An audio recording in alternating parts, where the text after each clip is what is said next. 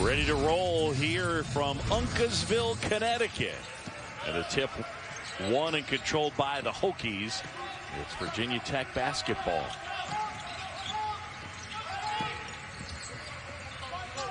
Will be Sabini handling here. Aluma looking for a cutter. Shot clock is under 10 now. Mutz kick out. And Aline hits the jumper as the shot clock was expiring. Yeah, he's another guy that had a really good game last night and shoots it with a lot of confidence. And what I like most about him is he seeks it out with confidence. And if you seek it out with confidence, you shoot the ball a lot better.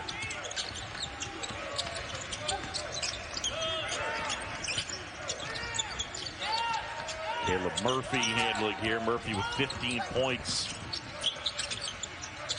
their last time out, and the jumper will go that time from Michael Durer.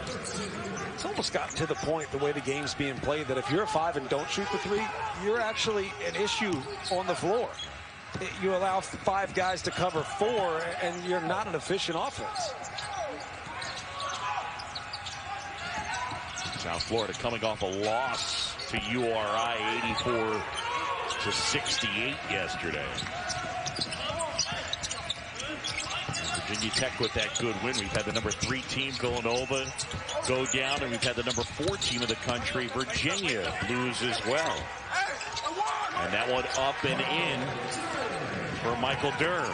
Michael Durr gets credit for the basket, but the rest of his teammates should get credit for just staying away. If you have an ISO and you have position, give the man space to work, especially if they're knocking down a 3. He's feeling it. Stay away. Can't tell you how many times I said that and it never worked.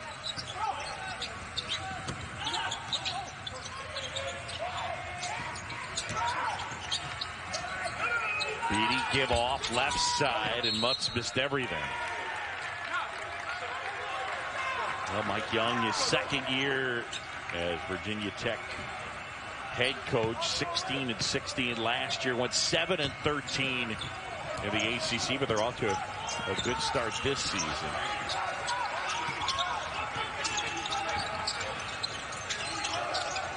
And trying to pick up a win against the South Florida Bulls and Brian Gregory.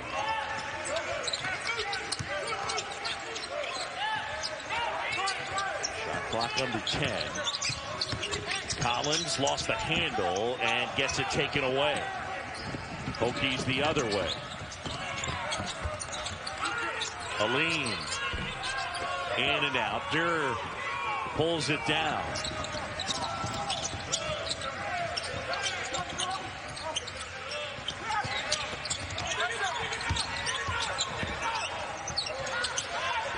Durr kicks out. Murphy, pull-up jumper, and that'll go. Caleb Murphy, the freshman from Youngstown, Ohio, and ESPN Top 100 had him rated number 76. He's the highest-rated player ever to sign with South Florida.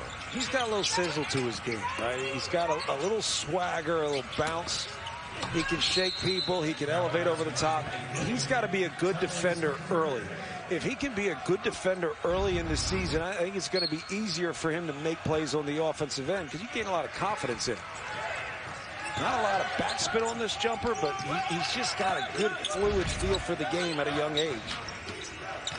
And some of the wildest hair. It's outstanding.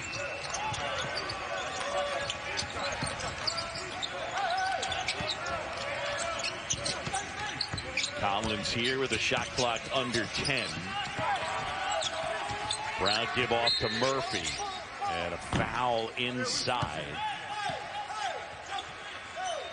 Brian Gregory, his 4th season, of course, stops as the head coach at Georgia Tech, and before that at Dayton.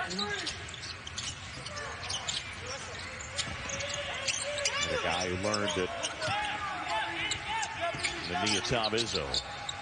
Brown jumper in and out. Rebound Virginia Tech. And here comes Beatty the other way. Quickly ahead. Aline in and out. Wow. That was almost down. But instead, Naheem Aline will shoot 2 when we return. Against top 3 teams in the Associated Press. Mike Young's team trying to improve to 3-0 with a win against South Florida. I'm never impressed with a big win over a great program. I'm impressed with how they do it, and how Virginia Tech did it was execution of a game plan, spacing the floor, being aggressive when they needed to be aggressive, getting the switches that they needed to get, and then attacking. How they used Keve Aluma made Keve Aluma look like a lottery pick. And no offense to Aluma, he's not a lottery pick, but he looked great last night because he was put in situations where he as an individual was able to succeed and make it easier for his teammates. And even with Wabisa Bede fouling out, Jada was great. Offensive foul. Yeah, Cartier-Jada, a guy who's picked up good experience with Kansas State. Here's Aluma. He was just good. He was aggressive. He was confident. He set good screens. He made the right reads. And you got to remember, this is a guy that came over with Mike Young from Wofford, so he already speaks his language. He understands what he's trying to get out of his team. He understands the system, which also means he understands where he fits within that system. And that's more important than you realize, particularly when you have so many new pieces. 39 minutes, 23 points at a career high for him, 8 rebounds as well. And here is Aluma. Inside left hand, that'll go. That's nice. It's really nice. Good sit down. And when you turn and face, you're not just turning and facing to look at the basket, you're turning and facing to look at the defense, because that's the read you're making. Look opposite from Russell Chiwa, and they knock down the shot. Caleb Murphy with the deuce. If Caleb Murphy can continue to develop the shot, whether it be a 15-foot jumper or a step-in 3, he's going to be a really good basketball player. He's got great size, explosiveness, handles it well. Like I said, plays with a little swagger that I like. But the shot has got to be the thing that follows his game. Radford, Tyrese Radford buries that one. He played 44 minutes in the win against Villanova. 8 points, 3 rebounds, and 5 assists. And they're right back at it today. It is impressive. This isn't like a high school AAU tournament. A lot of people have said that, saying, oh, it's like AAU. You know, you show up and you play. No, you don't understand the amount of preparation that goes into this. The amount of stress and anxiety that goes into every single game. These games are exhausting, both from a physical and an emotional way. And the team that's starting to get kind of collective effort of finding one another, but also getting to the open spot. There are no absolutes in a good offense, right? When the ball goes baseline, it doesn't mean you absolutely do this. The one thing you should absolutely do is absolutely read what the defenders are doing and go to the open space.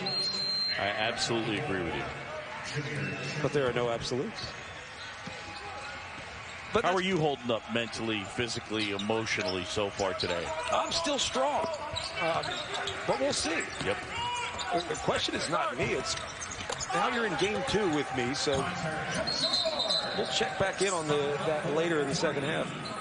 Player down to the floor is Rashawn Williams. Went down hard, is slow to get up. It's a 12-2 run, and bang. Ooh. Ow.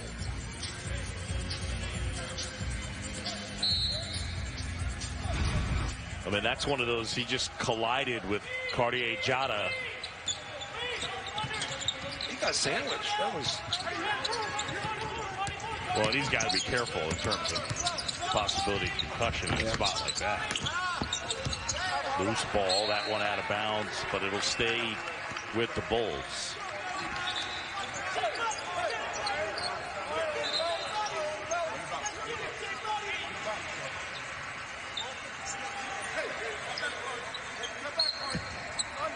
I just wish there could be a game where no one got hurt.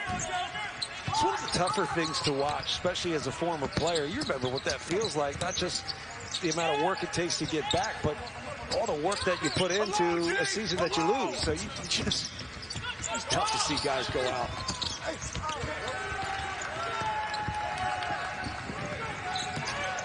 Odell Pemsl into the game as he came away with that one. And now Bamisiel on the court as well. Kick opposite. Hunter Couture off the mark. Rebound Murphy. And the Bulls on the go as we check in over there. Rashawn Williams still a bit of a bloody nose. The defense sagging off of Caleb Murphy, though, and that's going to be a challenge. Big shot for David Collins, but the defense sagging off of Caleb Murphy goes back to the point I made about a 5-man who doesn't shoot the 3. 5 guys can cover 4 at that point. I think you got to shoot it either way. Even if you don't feel like you're going to make it, if they're not going to cover you, you got to shoot the basketball. Jada gets his own miss. Much speed inside. Pemsl with the tip, and it'll go. Pemsl can do that. He's a tough guy. He also gets to the right spot. I mean, some of those guys seem to just be fortunate or lucky. Well, they actually create their own fortune, make their own luck. 12 to go here first half. And Virginia Tech by 5. That's out of bounds, and it belongs to the Hokies. Break of the action, and the Hokies lead this one here in Connecticut. Curious to see how that plays out. And back here, Xavier Castaneda checks in his first action. Here's a guy who's been out with a groin injury, but last year as a sophomore, he started their final 11, 15 overall. And the ball should be in his hands a good amount. He's got good poise, and when I talk about the different pieces, right, they have good pieces, but it's about finding good chemistry. He's the guy that can facilitate that. So to get him in the game, you want to get him comfortable, establish who he is as a point guard. I also like the potential of playing Castaneda and Caleb Murphy together. I really like Caleb Murphy. And as I said before, there are 4 or 5 guys in that 1, 2, or 3 position that you can play significant minutes and not lose much from. Jada finds Couture.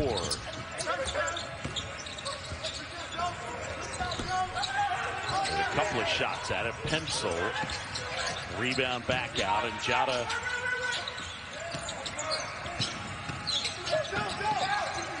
Couture from the free throw line gets it to go. Hunter Couture, who had 5 in the win against Villanova. He's got 5 here in this one. Just putting the ball on the deck, a couple dribbles, pull-up jumper, it keeps you from being one-dimensional, which means it changes how they defend you. So big shot for Couture. Jada. Oh, boy. That's a big person falling down. David Collins.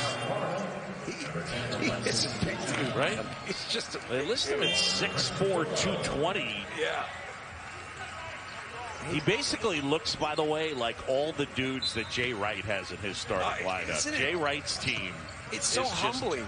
It's unbelievable, just the physicality. And even some of, the younger guys, the bodies. Just straight. They don't skip leg day, I'll tell you that.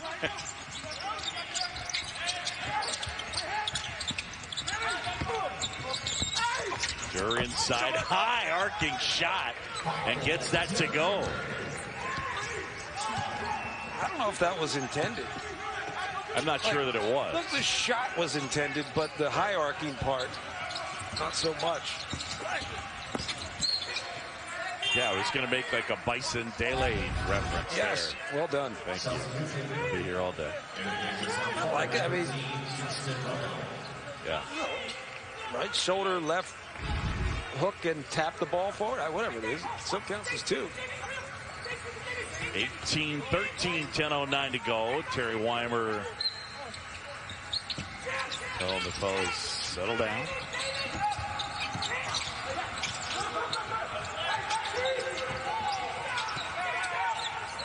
Beatty with Castaneda on him. Here's Couture.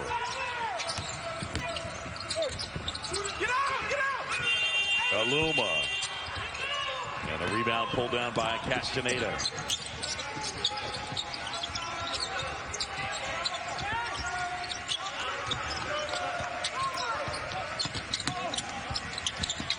Left side.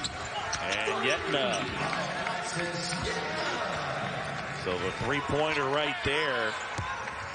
He had 10 Saturday against Rhode Island, including a couple of three-pointers. And he knocks down that one. Castaneda got him involved, right? He just moves the ball better than anybody else on the floor. He passes with a little zip, but he also finds the right guy. And the jumper there from Aluma.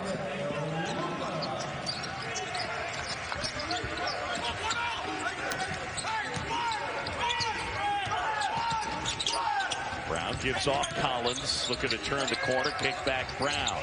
His three, in and out, Aluma rebounds.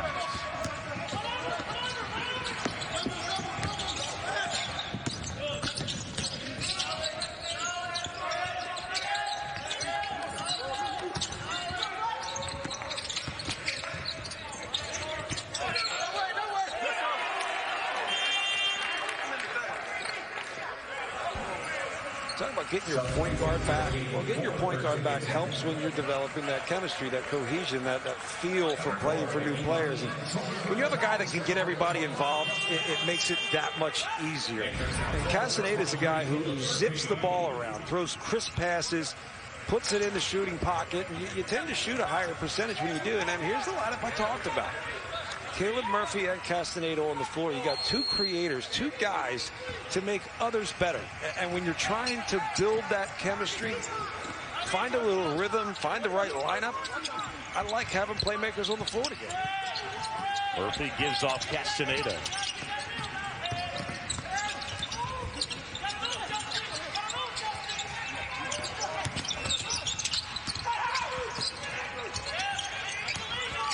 Shot clock under 10. Give off Dirk. And the Hokies the other way. Aline. Toss inside intended for Aluma, and they get the foul on Virginia Tech. 5-point game or under a timeout. John Sciambi, John Crispin. Good one here in Connecticut.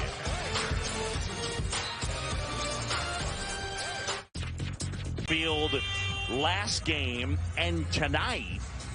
And what's your take here, John Crispin? What have you seen in terms of the difference? Well, I think there's better movement.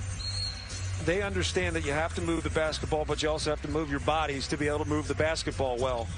I think there's better movement, but also you lose the game and you go back and watch tape, and the tape is there to tell you why and how, and it gives you a framework for improvement.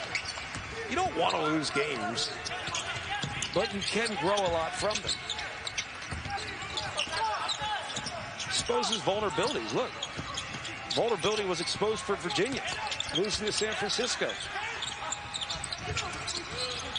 Same goes for Villanova with Virginia Tech. I mean, teams are not without vulnerabilities. Some teams have less margin for error.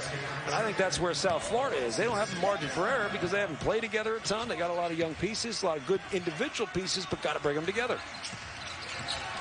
Yetna with the putback in the bucket. He's got 5, and they're within 3. And a foul on South Florida. I think it's on Caleb Murphy. His first.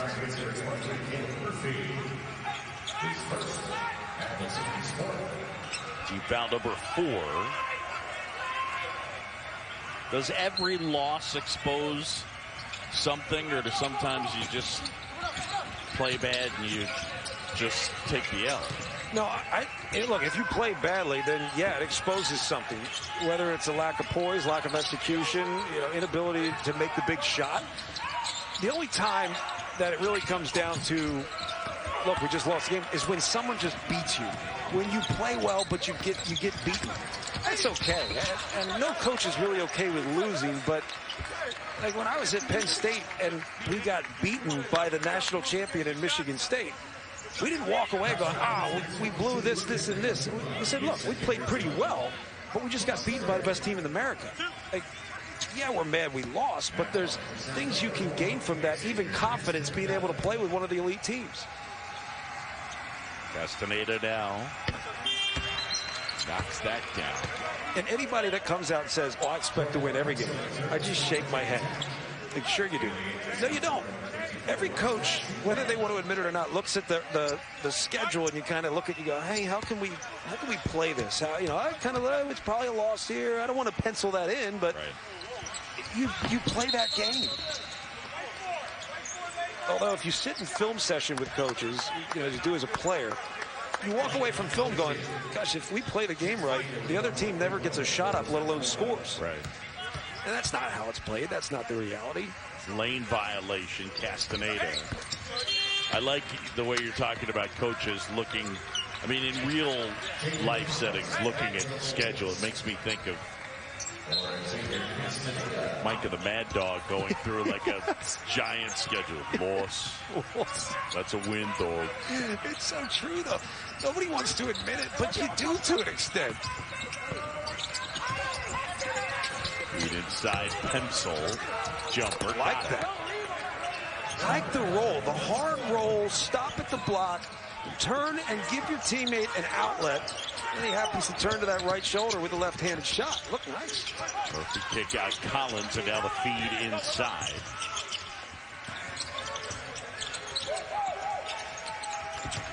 Collins puts it on the floor. Comes to a stop, lost the handle, and it squirts out of his hands. Beatty, and finds a cutting pencil. Scored a point in his Virginia Tech debut on Wednesday in 7 minutes. And a shove underneath. And sometimes players just need to make a few baskets, get involved in the play. And here he is, very involved in the play. Rolls hard, stops.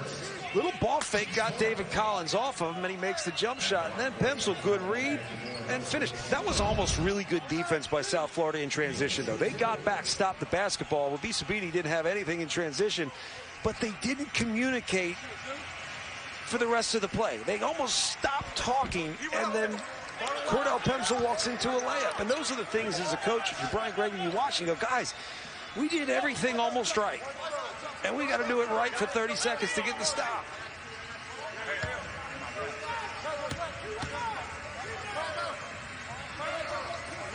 Pemsl's been sharp so far.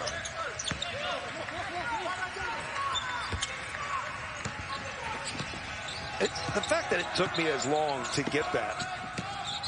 Pemsl has been sharp. You're chuckling, and it was so bad that I didn't even know what you were chuckling at. The fact that our producer has to say, oh, Crispin, you didn't like that? Pemsl gets shut. Yeah, I'm slow, man. Tyrese Radford with the bucket. He's got 7, and then Chiwa inside, and the Texas Tech transfer not able to convert. And a rebound pulled down by Mutz. Here come the Hokies.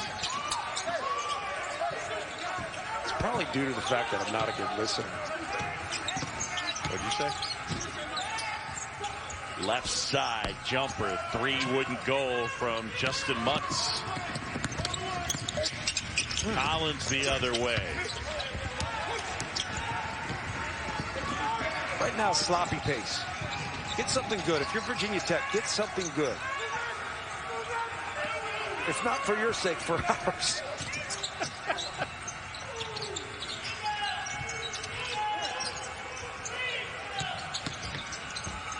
Inside, good job, Radford with 2 more. Everybody watches the play and they say, oh, that was a nice drive, and he finished the tough one with his left hand. But what got him the shot was good movement, good spacing, good action that occupied the defense and got them out of the paint and created the driving lane. An 8-1 run. The Hokies with their biggest lead. Chiwa on the move, but that didn't hit the rim.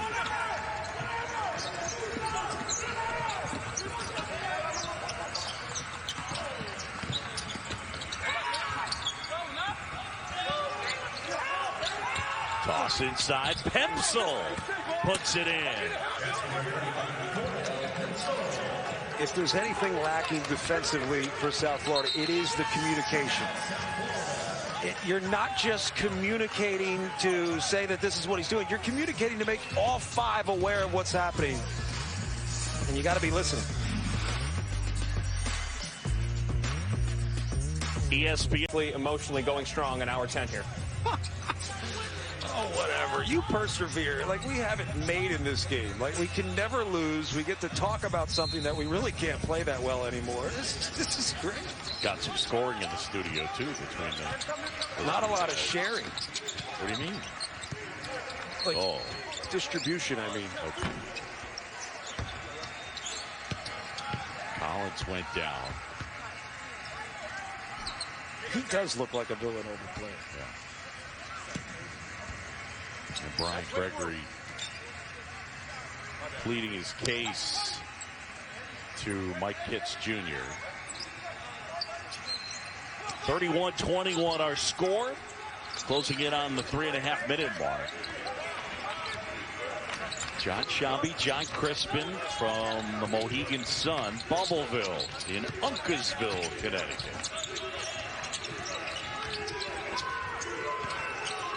Shot clock winding down. Collins, and it'll be a shot clock violation. Good defense by the Hokies. Well, we've seen a lot of good offense from the Hokies and lacking defensively for South Florida. This is the communicator right there. You have to call out whether this is a switch or not a switch. If you don't do it, you end up getting beat. Caleb Murphy, a little confused at that point whether he was supposed to switch, tries to switch back. That's where they're just a step behind defensively. Travel. Being a step behind the play on the defensive end is scary. You usually pick up fouls or you usually give up easy baskets. You want to be able to anticipate, and part of that anticipation is the communication amongst one another.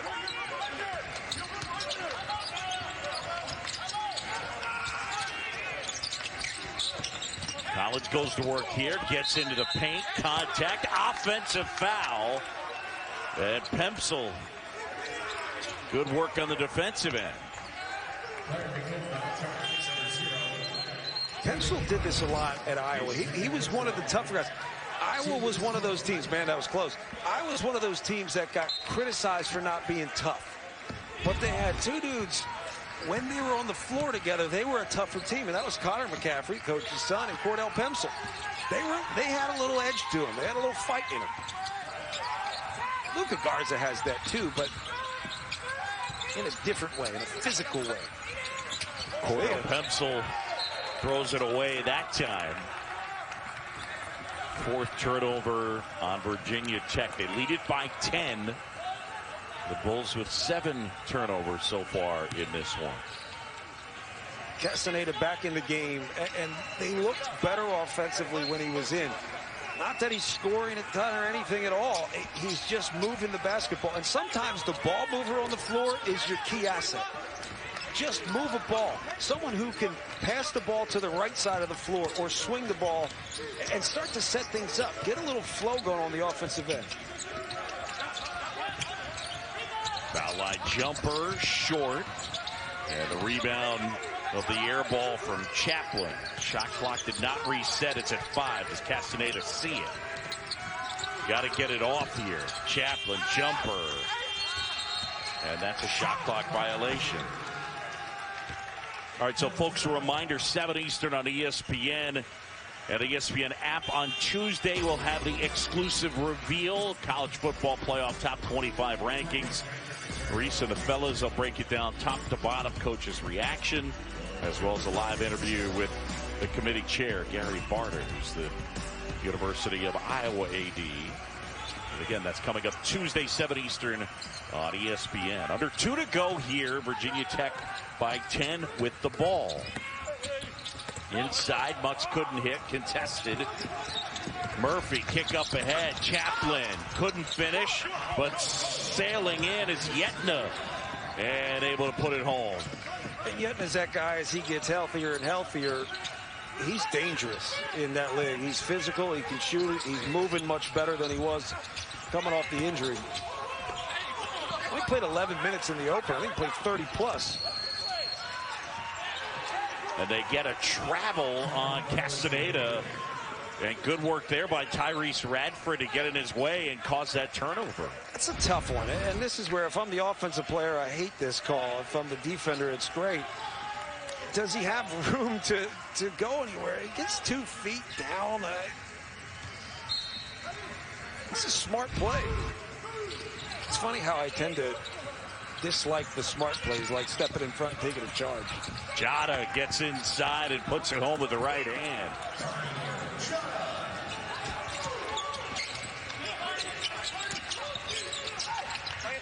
I'm not judging you, bud. Don't worry. It's out of bounds. He wouldn't be the first. Jameer Chaplin's another guy. I feel like he's already on my don't you know how good you could be team. There seems like there's guys like that every year where you see potential in the way a guy moves, the way he shoots it. Do you actually have a don't you know how good you could be team? I do now. Starting with Jameer Chapman. I think there was Keita Bates-Diop was like that for a while. You know, like, do you realize how good you are? And next thing you know, he's one of the best players in the country. Like, they've got the potential. They've got the skill set. Even the way someone moves, you can see there's a fluidity on the floor. But it's almost like he just doesn't believe it yet. All right. And then there are dudes like me who don't have any of that, yet somehow psychotically feel like I belong. Can't have it all. It wouldn't be fair. We'll fill out the rest of that roster right after I kind of called that. Stay tuned. It's coming up with John Crispin in the second half. Oh, man. That's a tease if I've heard it.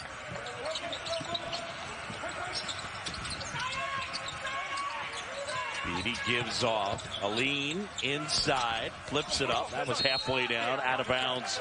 And it belongs to the Bulls. 41 on the game clock. And Virginia Tech leading this one by 10.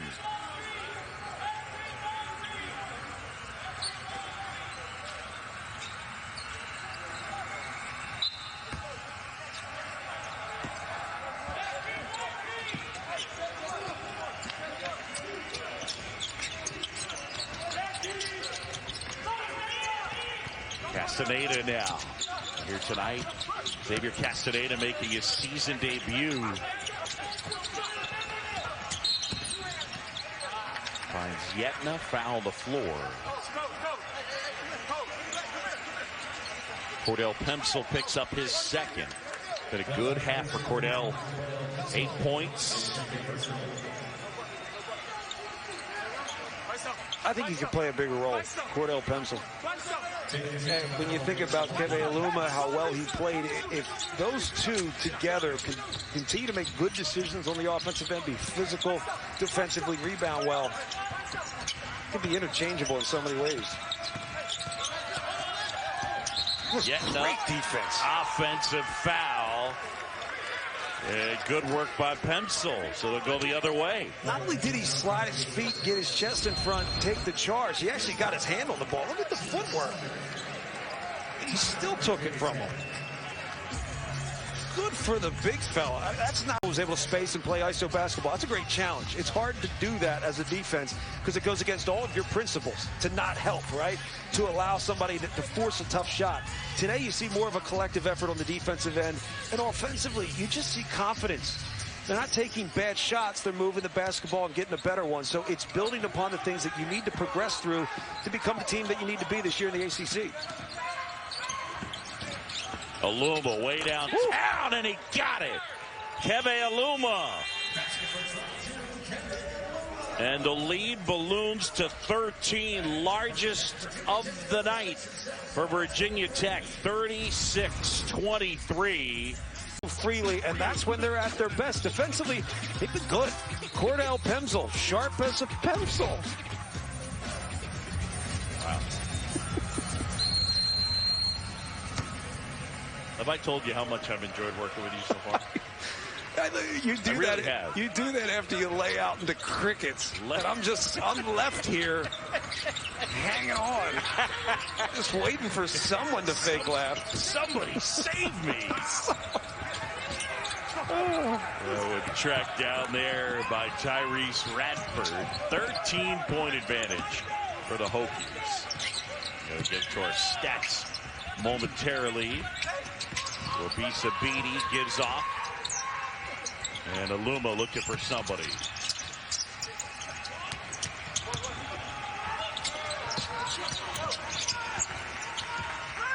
clock at 5. Aline. Step back is short. The rebound is pulled down by Yetna.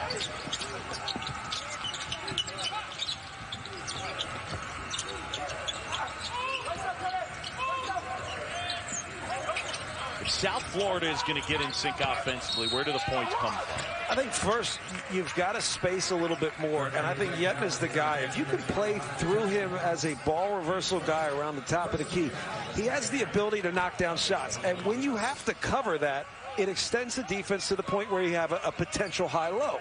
You just need to create better space. It's not from one individual or another. Obviously, David Collins has the ability to get to the foul line better than anybody else. But I think it's just better spacing and find the hot hand. Find the open guy. The better the shot, the higher the percentage. It's really that simple.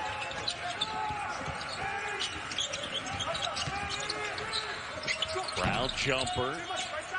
And a rebound pulled down by Mutts. Here come the Hokies up by 13.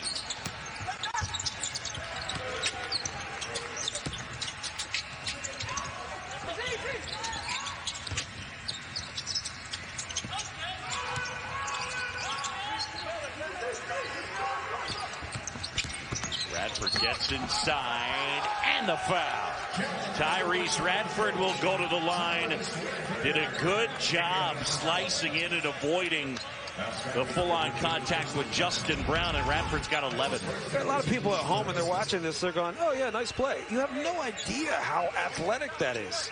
To be able to control the body, the read you're making with your head up. You see the guy sliding over to take that charge, and he just jumps to the side enough to get the block. You don't understand how good these guys are. I think we don't say that enough. When teams are struggling, or you're the 4th or 5th or 6th or 7th guy on the team, you think, oh, he's not that good. He would smoke you, and he was the best player on his team where he came from. These guys just have to get to a point where you believe in yourself again. You play with that kind of confidence, and it helps when you have room to work. Going back to the first half, the Bulls in a drought, 1 for their last 12. And a foul on South Florida. Time now for our game track, and it's brought to you by Roman. All right, so the Hokies, the advantage on points in the paint, advantage with plus 12 points off turnovers, plus 12 bench points. And we mentioned the South Florida Bulls started hot, finished cold. Yep. And that coldness has continued. Keep an eye on when they get, if they get Castaneda back in the game. Seems like he's behind the bench trying to stay loose. But you could see the difference when he's on the floor. And that's not to take anything away from Caleb Murphy. I think Caleb Murphy has great potential, maybe even a higher upside. But the game is so different at this level. And it takes, there's a learning curve. And the learning curve is not just can I score. The learning curve is how can I facilitate? How do I make other guys better? Durr gets the basket. Just feel better with some sense of control on the floor, especially when you're trying to figure one another out.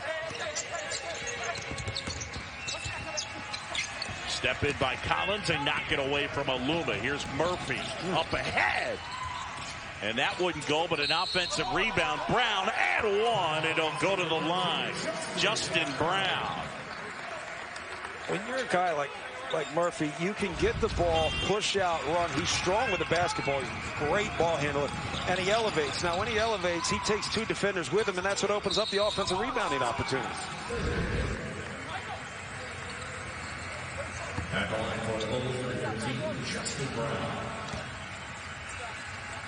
So Justin Brown, the senior out of Atlanta, gets it to go. I like the interchangeable piece of Keve Aluma and Cordell Pemza. There's no let up. And they play in such a similar way that the guards maintain a degree of continuity when they come in or out. I think that's actually very helpful. Good job of the offensive glass by Justin Mutts. 13 points, the lead for the Hokies. Jump stop Murphy.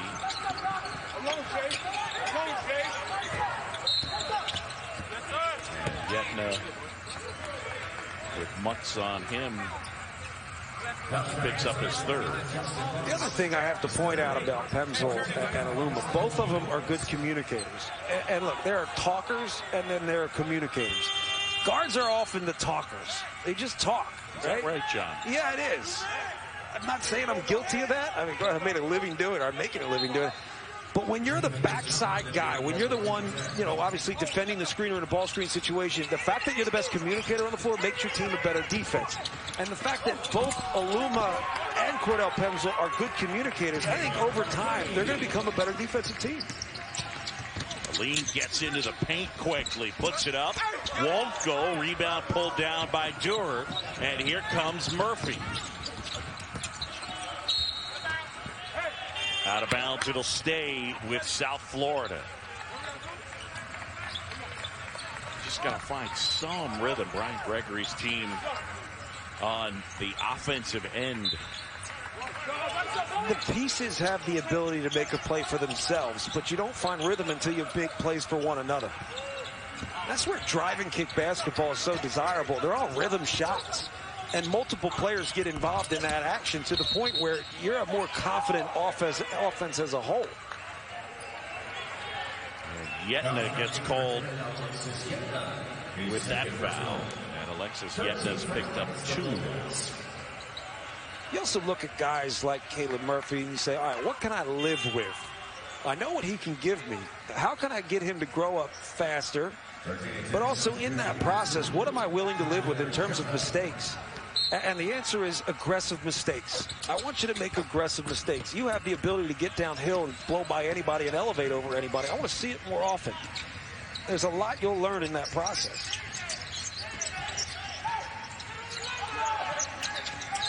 Javier Jada with the basketball, the Kansas State transfer.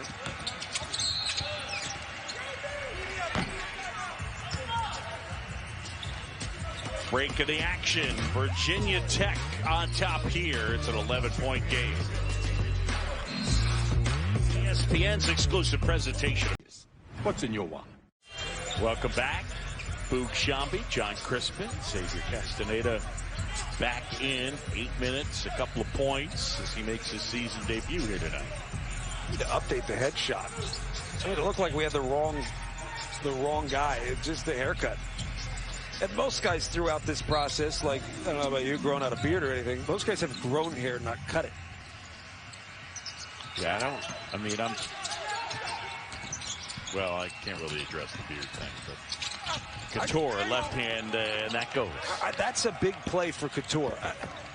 You don't want a guy like him who's a good shooter that's a weapon when he's on the floor because he draws defense. You don't want him to be one-dimensional because then all they got to do is run you off the three-point line. And you've got to be able to make those plays from time to time. That's a bigger play than you realize. 13 points, the advantage for the Hokies. Murphy gets inside. And eventually it's Pemsl, gets it up to Jada.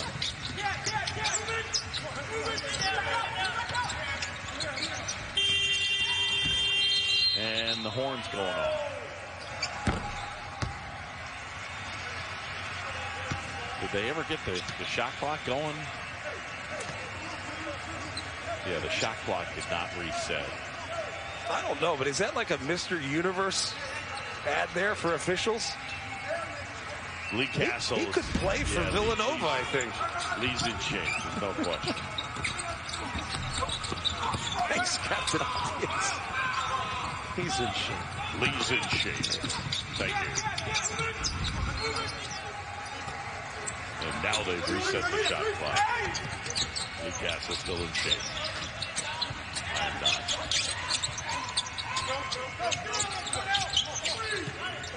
Radford gives off Pemsl. Shot clock's at 6. Couture. Good find. Wide open Radford. They got a good look out of it. But who cares in the miss? I know, again, we say this, you want to make every single shot. But it's a great find with good movement and action.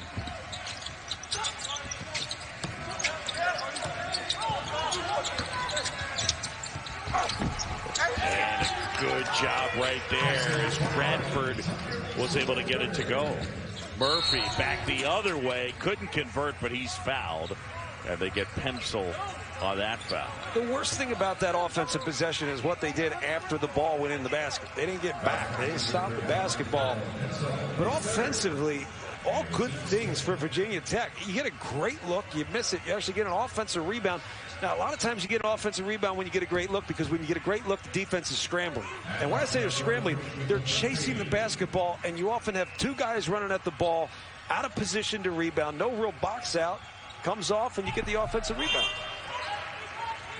Virginia Tech has already committed 5 team fouls in the second half. They committed 5 fouls the whole first half. Pemsl will sit. He's got 3. But that happens if you're South Florida when you're just getting downhill constantly, and that's what they've been doing. Caleb Murphy's just been putting his head down and getting to the rim. You're going to foul more. You have to adjust to what the offense is now doing in terms of attacks. Good job on the find. They had Durr pop out, and immediately they found Aluma.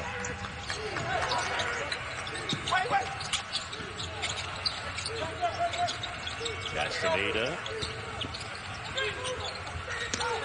feeds the post.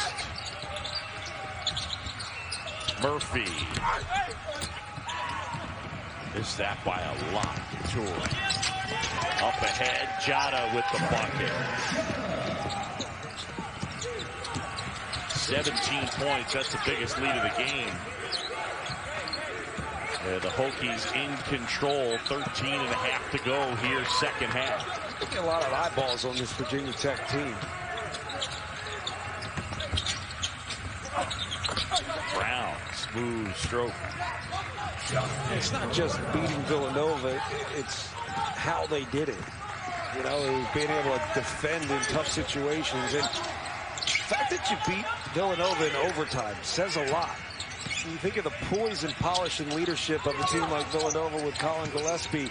That says a lot. Because those guys are closers.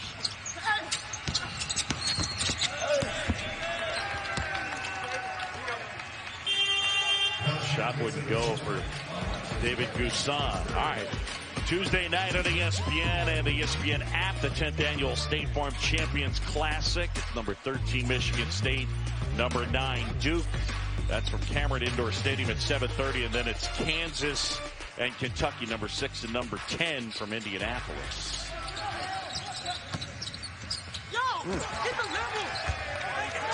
Do I get a chance to talk about how you ever get scored on an out of bounds underneath again?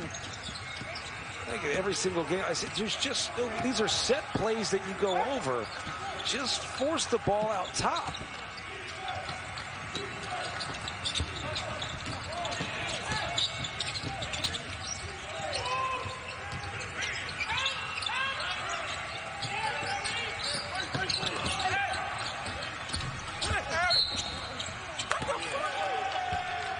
I think they got the foul on Durr.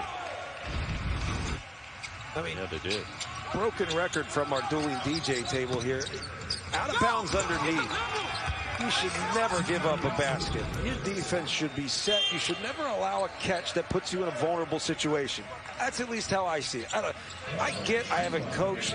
I played the game a lot. Obviously, I spent my entire life in basketball. But more times than not, when you cover an out-of-bounds play underneath, you increase the margin for error. And a margin for error on an out-of-bounds play could lead to a layup. Just force the pass out back, set your defense and lock it down. I'm sure there's some analytics that would prove me wrong or possibly right. Shot clock winding down, and what do you have here?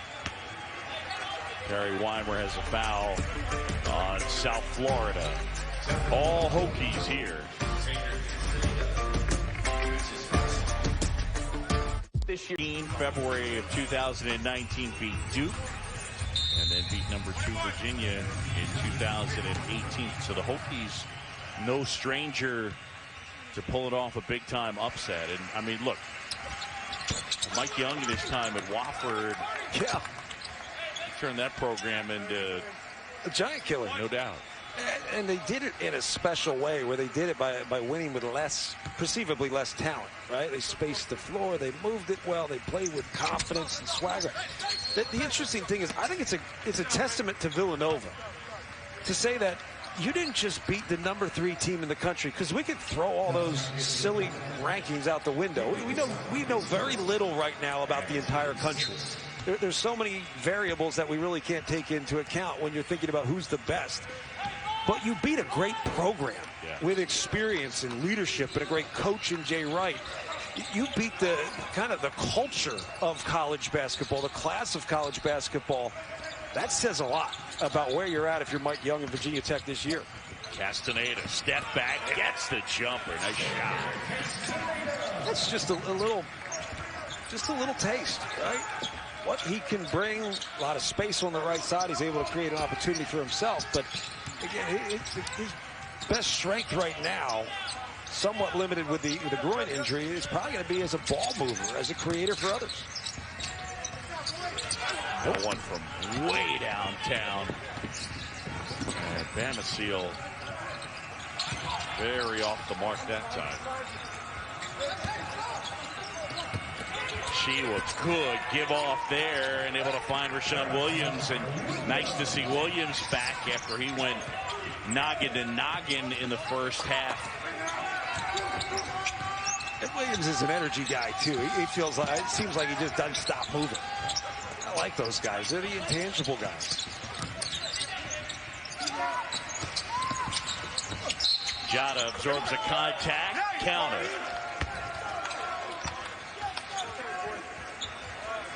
Sometimes your bigs, when they're good passers, it makes you a really good team, especially if you have that size advantage where you're going to get double teams. If you can trust your big to make a good pass, and there aren't a lot of them, and I think there are not a lot of good passers in the post because those guys don't see enough action. They just don't. The best big passers to me are the guys that play around the perimeter. They've always got their eyes up and they see the whole court. It's hard from the post. You've really got to teach that and study that up. It really just takes experience more so than anything else. Well, the other thing, though, in today's game, it's not as if teams are trying to establish the post or get the ball or run offense through the post very frequently, it would seem. It was a few years ago, I remember when Matt Painter had A.J. Hammonds and Isaac Haas. Even with Biggie Swanigan and Isaac Haas, they used to count post feeds.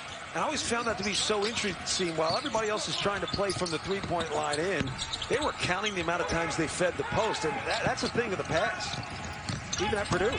Got a good job giving off to Radford, who books it. 18 for Tyrese Radford.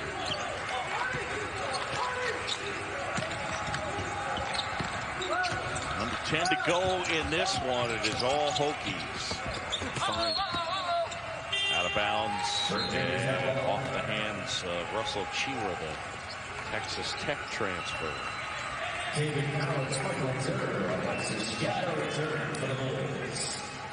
Chira will sit. Williams sits as well. Substitutions for Brian Gregory as the Hokies have a 19-point advantage and the basketball. John Shambi, John Crispin from the Mohegan Sun, Bubbleville.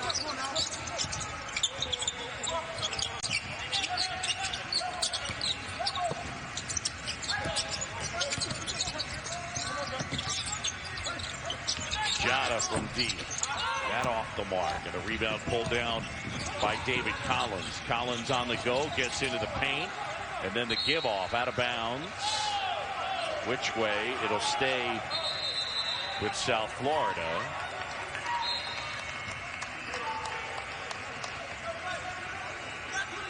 Nope, it'll go back the other way. I beg your pardon. How much have you noticed the lack of fans or anything having to do with it so far in the games you've done? I'd say on big moments, you notice it a lot. Yeah. I think that's the thing, is there are big moments, and as a broadcaster, we're kind of taught to lay out in big moments. Yeah.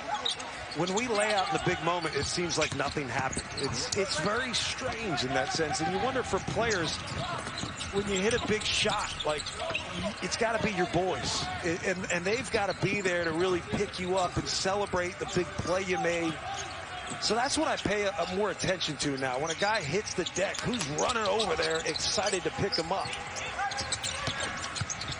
It's strange.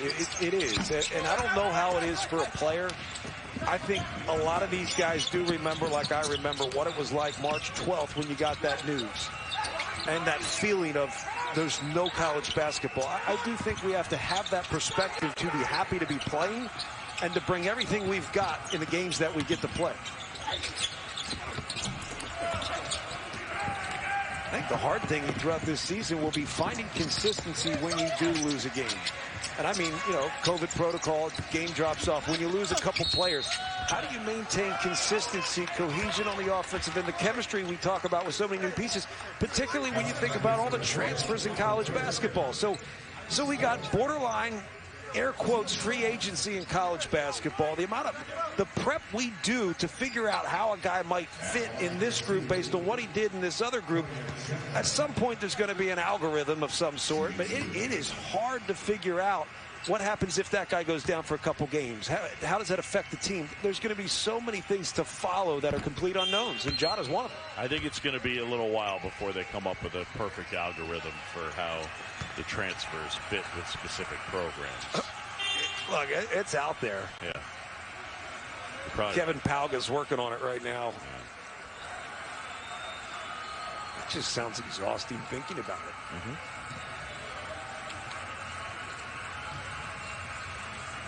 Yeah, you could just, you know, I'm sitting here right now and you can hear, and again, we got crowd noise pumped in. But at one point, we lost our crowd noise. We did. And it felt funny. Yeah, well, I didn't understand what was happening. Yeah. There's something. Yeah. There's something wrong with my audio, and it was just that all of a sudden the track ran out. They just say they flipped the record. Yeah. Time out on the court. Let's take it with them.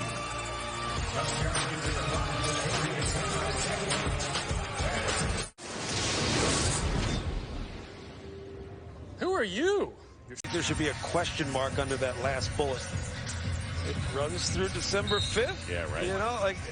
Yeah. Maybe. I'm Ron Burgundy. So, I'm proud of you for that. Just the little things. Well, I mean, people don't realize that there are all sorts of cards. I have some of that. Yep. It depends on what the card is, but if you put it on the card, I'll read it. You'll read it. Yeah. Yeah, well.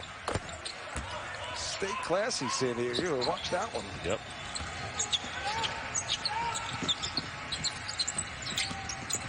I do want to say a special thanks, and I'm serious, for the great work and the hard work. Scott Gustafson and our producer, Mike Roig, our director, and our crew putting in time doing all these games. Thanks to those guys and everybody on our crew. Yeah, a lot of people here making this happen, so thank you. Yeah, that's the thing. I mean, our job hasn't really changed. Not really. It really hasn't. We still prep. Maybe we have less to go on without exhibitions in terms of prep, but we're still doing the same job. But the increased workload on everybody else behind the scenes to even make this thing happen, it's humbling. It really is. It's humbling. And I think we also have to point out the kids. If you're here, you've been disciplined. You've been diligent in staying healthy. I mean, the amount of testing they've gone through. And that's where this bubble really has paid off. It's just been a controlled environment. If you can get here. Yes, that's really That's really the issue is you gotta get here, and if you get through the initial testing, then I think that this my guess would be this will be some form of a model going forward to playing maybe a conference tournament, chunks of a conference schedule, how they'll go about doing some of the NCAA tournament stuff. But you've got to get here healthy in order for it to work. You also wonder, the human part of it where you go, all right, we missed out on an opportunity to play 2 or 3 games because we weren't disciplined. Right. You know, how much does that play into the future of this season? You know, do you really lock it down to say, hey, we missed out on some opportunities while others were playing? That would drive me crazy. If I tested positive and I couldn't broadcast games, I'd be anxious watching somebody else doing it. So I hope that the discipline picks up. And I give the kids a lot of credit because they're still in college. And we got to remember that.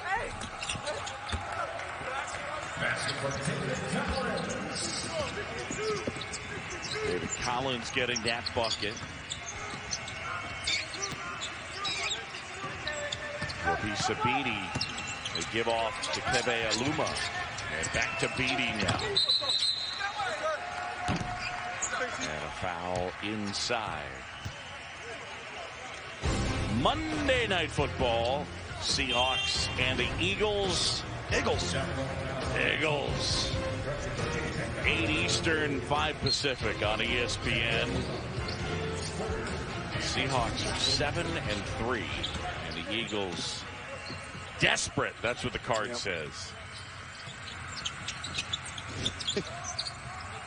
I mean, that's one of those things. If my dad is watching this broadcast, he'll have some other stuff.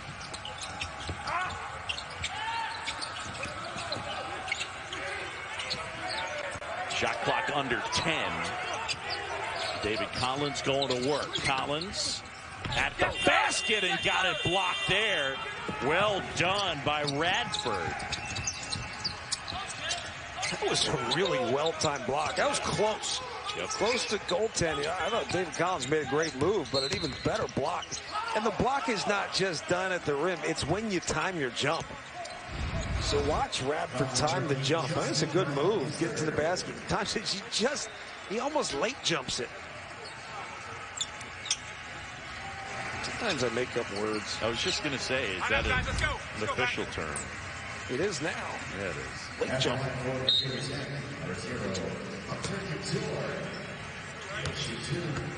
I kind of called that by John Christmas. I'm unsure of myself. What do you want me to do? Well, I think that the thing that is so charming is it's honestly what it really is you're unsure of yourself while being extremely confident. Yes. So it's like, I'm not so sure about myself, but I'm very confident. Or am I confidently unsure? I don't really know. Either way, it doesn't matter. Anybody that tells you they're right all the time is full of it.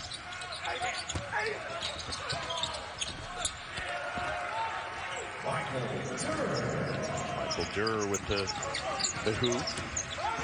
He's got 10. Luke Anderson is checked into the game for South Florida for the first time. Oh, this guy, man, he had Justin Mutz in the corner. There's going to be some things that Mike Young's going to watch back, and he's going to teach his guys the options that they have out of some of the stuff they're running. That was, ball screen one way, a double screen down. Jota comes off, and Justin Mutz was wide open in the corner, and it's hard to see it when there's a lot going on one side. Justin Mutz is a skip pass, and he's got an open three, but those are the things you figure out in film, and when you add an option to your offense, you're that much more dangerous. Luke Anderson, the Iowa State transfer. And options within the offense are ultimately the counter to whatever the defense is taking away. The defense can't take everything away, especially if you set good screens, especially if you create situations that put a defense in a make a decision situation. But if you counter properly, you're always going to get a decent look. Doesn't mean you're going to make it all the time, but you're going to get a good look.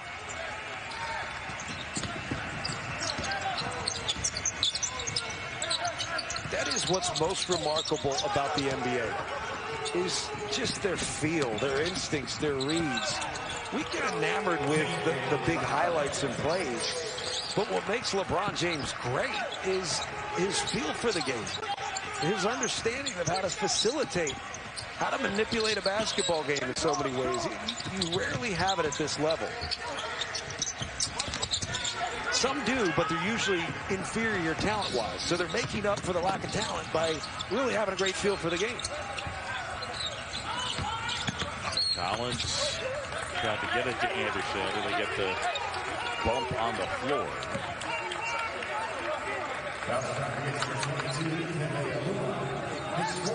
Keve Aluma picks up his 4th.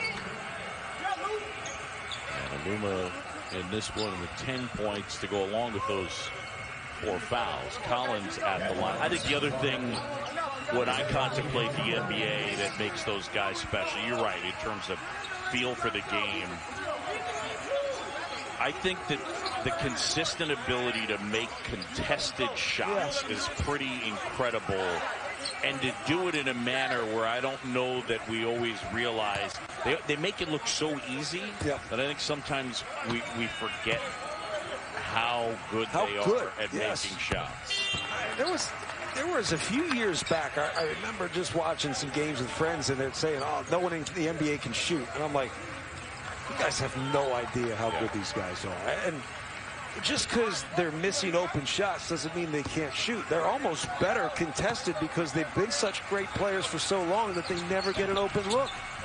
They are used to taking the tough shots. You do workouts, you have to be able to create a shot for yourself. If you can't create a shot for yourself, you're not playing at the next level. But they are. It's impressive. I also think the confidence you get with a fat paycheck, it helps. I should tell ESPN that. Look, you guys want me to be better, just double the salary, man. Like, I don't know if that'll work. But no, there's something about that. You're being paid so well to do this. It's because you are elite in this world. You're one of the few elites. That does give you confidence. Couture knocks down the first. Virginia Tech by 13.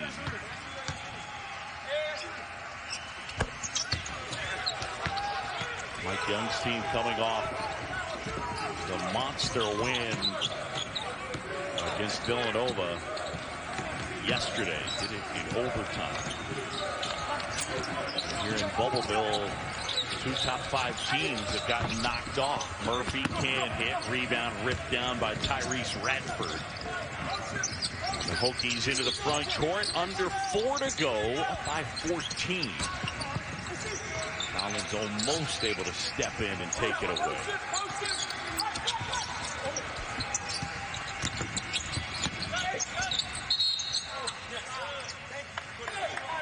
And they get a foul inside.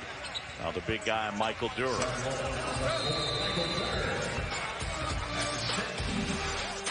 ESPN's exclusive presentation of college basketball is South Florida with a 10-3 run to cut it to a 14-point Virginia Tech advantage. Pencil.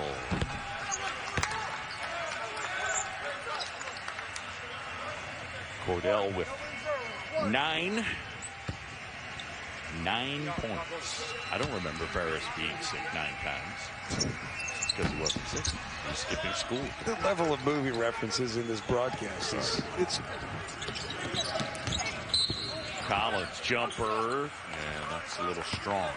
By the time we get to our final game notes, I think movie references brought it up in this broadcast may be included. So Collins to the line. He hasn't been able to get there like he normally does, and you've got to credit the defense of Virginia Tech for just showing in the paint. To stop dribble drives, you just have to show. Just be present, be aware of where the ball is, particularly different personnel. A guy like David Collins is coming downhill. You want to show it in the paint. Now, there are times when he's as physical as he is, he just goes anyway, works his way around you, or works his way through you. But he does a great job getting to the foul line.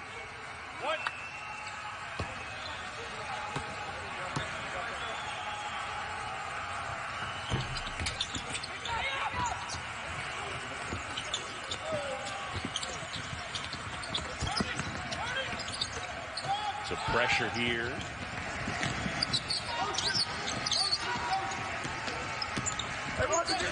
Murphy on Beatty. 3.5 to go. The lead is 14 for the Hokies. Beatty gets inside. Good. Give off to Aluma. And Keve books that one. He's got a dozen. tougher and tougher to pressure when you can't hand check. You got so much space to cover. It's easy to cover a man. It's impossible to cover a man in space.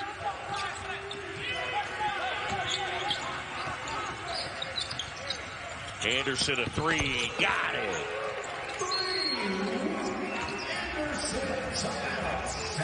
"13 points, the advantage. 3 minutes to go."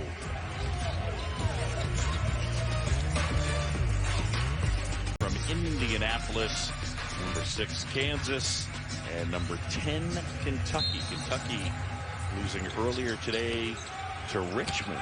Just watching that one with Dan Shulman and Jimmy Dykes.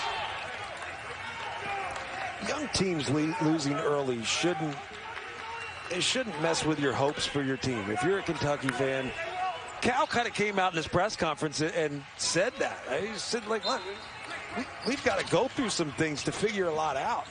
So many young pieces. Talent's great, but until you can play together, until you understand how to play at this level, which means doing a lot of little things that you've never had to do in your career right. I don't think I played defense until college. I can honestly say that. Like, I think for a lot of these guys, they sort of play defense, but they don't understand and grasp the concept of team defense, and that doesn't happen overnight. You know, it's like when in football, everybody has a role, and sometimes your role is not to stop the play. Sometimes your role is to take the outside and contain and push everything back in. And in college basketball, there are similarities to that. Maybe not to that extreme, but you understand and play your role first and not just simply try to stop the play. So no defense in high school? There was a shot going up. I was probably leaking out already. I mean, we scored 90 points a game, so that helped. And I'd make the argument that because we didn't play a lot of defense, that's why we're able to score a lot.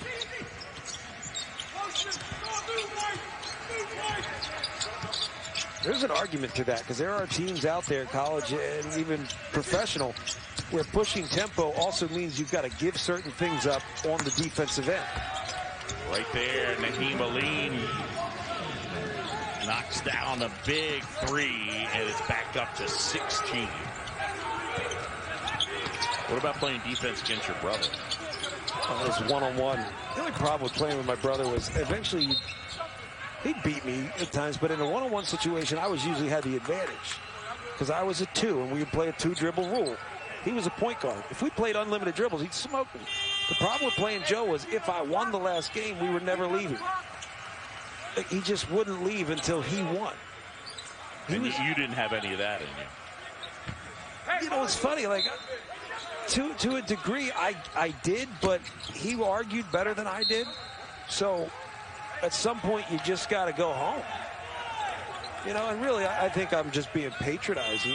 I was that good of a younger brother to let him win. I'm sure he's listening, too. So.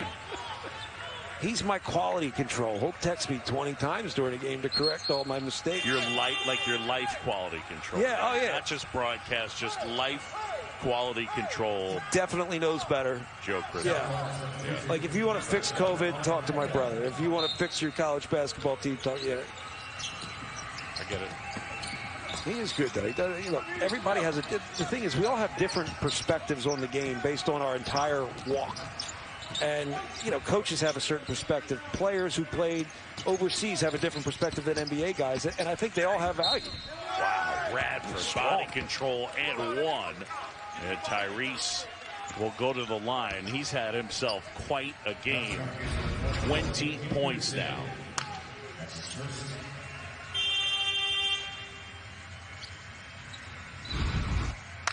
And now for tonight's Player of the Game, brought to you by Air Force Reserve. That man. That's efficient. That's an efficient night. A quiet 20 points, wouldn't you say? Quiet 20 points, 9 of 12 from the field. That last one, he got in so deep, I thought he was trying to get underneath and right? find somebody, and he kind of sprang back out and was able to hit the bucket and take the foul. Good body control. Yeah. It's just such a sports term. When do you ever say body control outside of the world of sports? Points. A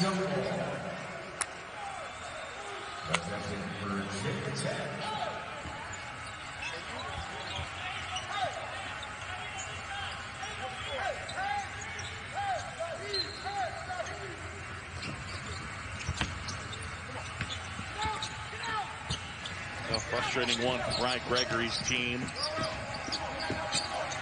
They ran into the Hokies coming off an upset win at Villanova. And again, it's still early. A lot of these teams that we're seeing, Rhode Island, we touched on that. Boston College, same deal. Teams trying to bring transfers into the fold, trying to figure out their chemistry. But, you know, from a Virginia Tech standpoint, Mike Young's got to be pretty happy with the way things have gone here in the early going. Absolutely. I mean, you think about playing tough opponents early in the season, you realize there are going to be some growing pains because we just don't know what our team looks like. We don't have the full makeup. We don't know how guys are going to respond to different situations. You haven't really been put in a position to counter, make reads, figure out what your options are, and they've handled it pretty well.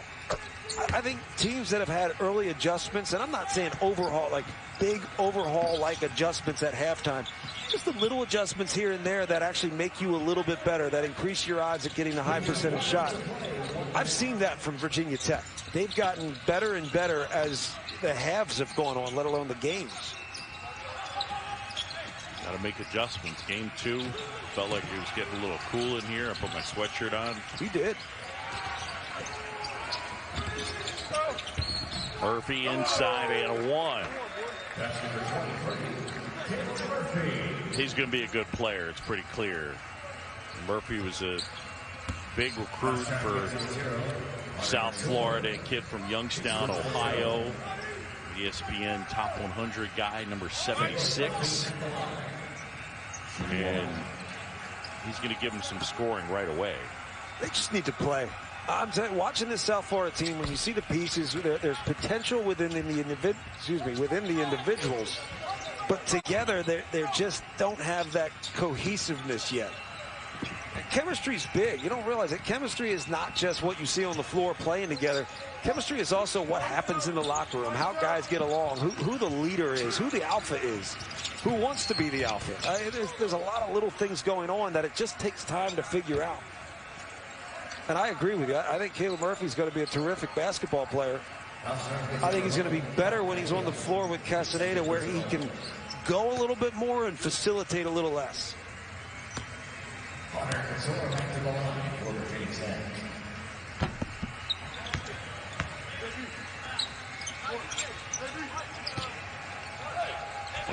.7 left. And Couture trying to make this a 20-point game. And does.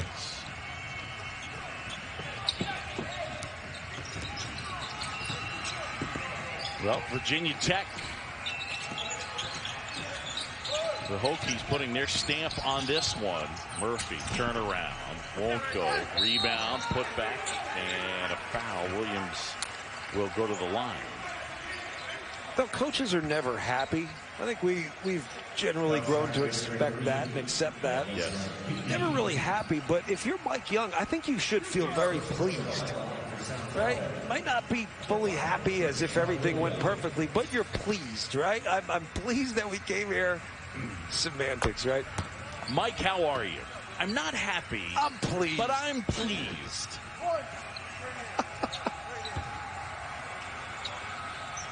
Except there are just times where I might be the only one it makes sense to. That is, I'm going to tell you this right now.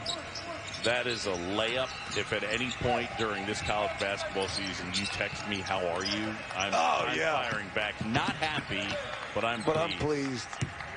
And I'll appreciate it. I know.